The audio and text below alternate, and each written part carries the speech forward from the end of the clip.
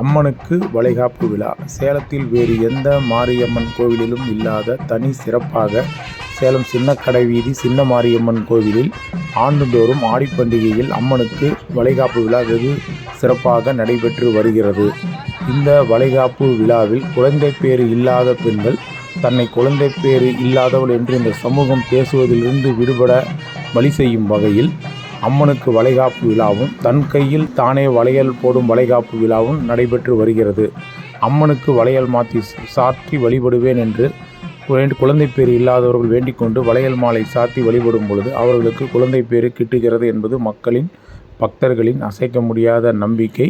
இந்த விழாவில் அம்மனுக்கு வளைகாப்பு விழாவில் கடந்த ஆண்டு வேண்டிக் கொண்டு குழந்தை பேறு பெற்றவர்களுக்கு வளையல் போட்டும் வளைகாப்பு விழாவும், குழந்தை பேறு வேண்டும் என்று வேண்டிக் கொள்பவர்களுக்கு அம்மன் கையிலிருந்து வளையல் எடுத்து அவர்களுக்கு தன் கையில் வளையல் போடும் வளைகாப்பு விழாவும், மேலும் முளைக்கட்டிய பச்சை பயிறு அம்மனுக்கு பிரசாதமாக வைத்து வழிபட்டு நைவேத்தியமாக வைத்து வழிபட்டு அதை பக்தர்களுக்கு குழந்தை பேறு வேண்டுபவர்களுக்கு அதை பிரசாதமாக வழங்கியும் இந்த அம்மனுக்கு வளைகாப்பு விழா சிறப்பாக நடைபெறுகிறது.